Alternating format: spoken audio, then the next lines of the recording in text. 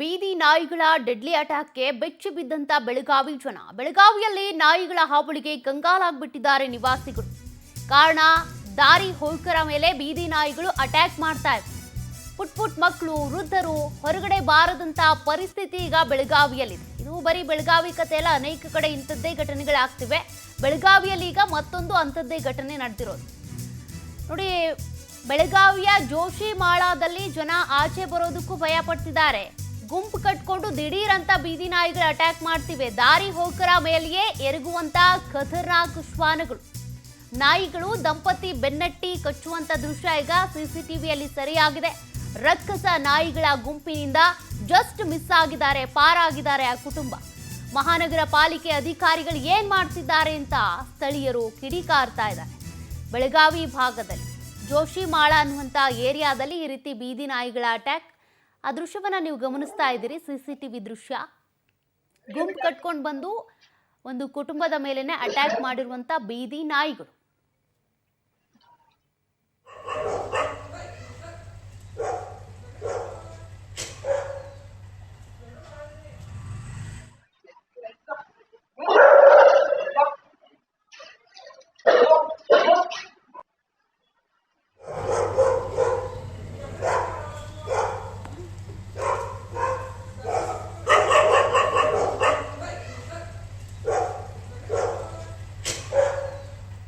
ನೋಡಿ, ಬೀದಿ ನಾಯಿಗಳ ಡೆಡ್ಲಿ ಅಟ್ಯಾಕ್ ಅನ್ನ ನೀವು ಗಮನಿಸ್ತಾ ಇದ್ದೀರಿ. ಪುಟ್ ಮಕ್ಕಳಾಗ್ಲಿ, ವೃದ್ಧರಾಗ್ಲಿ, ಯಾರೇ ಆಗ್ಲಿ, ದಾರಿ ಹೋಕರು ಬಂದ್ರು ಅಂದ್ರೆ ಅವ್ರ ಮೇಲೆ ಅಟ್ಯಾಕ್ ಮಾಡ್ತವೆ ಬೀದಿ ನಾಯಿಗಳು. ಆದ್ರೆ ಮಹಾನಗರ ಪಾಲಿಕೆಯ ಅಧಿಕಾರಿಗಳು ಏನ್ ಮಾಡ್ತಿದ್ದಾರೆ ಇದಕ್ಕೆ ಸಂಬಂಧಪಟ್ಟಂತೆ? ಅಗ್ರೆಸಿವ್ ನಾಯಿಗಳು ಮತ್ತೆ ನಾರ್ಮಲ್ ಇರುವಂತ ನಾಯಿಗಳನ್ನ ಸಪರೇಟ್ ಮಾಡಬೇಕು, ಶೆಡ್ಗೆ ಹಾಕಬೇಕು, ಟ್ರೀಟ್ಮೆಂಟ್ ಕೊಡಬೇಕು, ಲಸಿಕೆ ಕೊಡಬೇಕು. ಇದೆಲ್ಲ ಕೂಡ ಸುಪ್ರೀಂ ಕೋರ್ಟ್ನಿಂದ ಬರುವಂತ ಆದೇಶವನ್ನ ಇಲ್ಲಿ ಪಾಲಿಸ್ತಾ ಇಲ್ವಾ? ಇವೆಲ್ಲ ಪ್ರಶ್ನೆಗಳು, ಅನುಮಾನಗಳು ಈಗ ಹುಟ್ಕೊಳ್ತಾ ಇವೆ. ಮತ್ತಷ್ಟು ಡೀಟೇಲ್ಸ್ ಕೊಡ್ತಾರೆ ಪ್ರತಿನಿಧಿ ಮಂಜುನಾಥ್ ಪಾಟೀಲ್. ಮಂಜುನಾಥ್, ಈಗಾಗಲೇ ಸುಪ್ರೀಂ ಕೋರ್ಟೇ ಆದೇಶವನ್ನ ಕೊಟ್ಟಿದೆ. ಏನಂದ್ರೆ ಅಗ್ರೆಸಿವ್ ಅಂತ ನಾಯಿಗಳನ್ನ ಶೆಡ್ಗೆ ಹಾಕಿ ಅವಕ್ಕೆ ಲಸಿಕೆ ಕೊಡಬೇಕು, ನಾರ್ಮಲ್ ಇರುವಂತ ನಾಯಿಗಳಿಗೆ ಹೊರಗಡೆನೆ ಅವಕ್ಕೆ ಲಸಿಕೆ ಹಾಕಿ ಬಿಡಬೇಕು ಅಂತ. ಬಟ್ ಇದ್ಯಾವುದನ್ನು ಕೂಡ ಪಾಲಿಸ್ತಾ ಇಲ್ವಾ ಮಹಾನಗರ ಪಾಲಿಕೆ ಅಧಿಕಾರಿಗಳು ಅಂತ?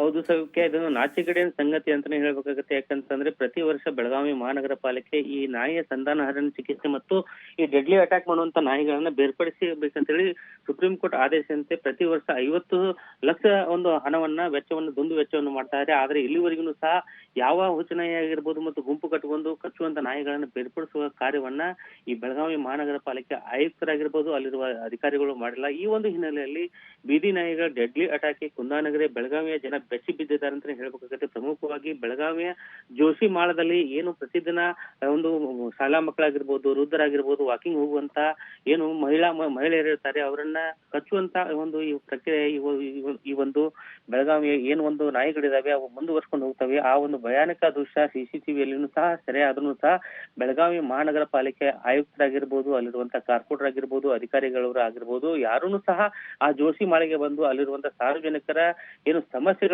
ಅವನ್ನ ಸಮಸ್ಯೆಗಳಿಗೆ ಸ್ಪಂದಿಸ್ತಾ ಇಲ್ಲ ಅಂತ ಹೇಳಿ ಜನರು ಆಕ್ರೋಶ ವ್ಯಕ್ತಪಡಿಸ್ತಾ ಇದ್ದಾರೆ. ಇನ್ನಾದ್ರೂ ಸಹ ಬೆಳಗಾವಿ ಮಹಾನಗರ ಪಾಲಿಕೆ ಆಯುಕ್ತರು ಈ ಒಂದು 50 ಲಕ್ಷ ರೂಪಾಯಿ ಏನು ಖರ್ಚು ಮಾಡಿ ನಾಯಿಯನ್ನ ಸಂತಾನಹರಣ ಚಿಕಿತ್ಸೆ ಮಾಡ್ತಾರೆ, ಅದೇ ತರನಾಗಿ ನಾಯಿಯ ನಿಯಂತ್ರಣ ಮಾಡಬೇಕಾಗಿತ್ತು, ಆ ನಿಯಂತ್ರಣ ಮಾಡ್ಬೇಕಂತ ಹೇಳಿ ಸಾರ್ವಜನಿಕರು ಆಗ್ರಹ ಪಡಿಸ್ತಾ ಇದ್ದಾರೆ. ಸೌಖ್ಯ. ಮಂಜುನಾಥ್ ಮಾಹಿತಿಗೆ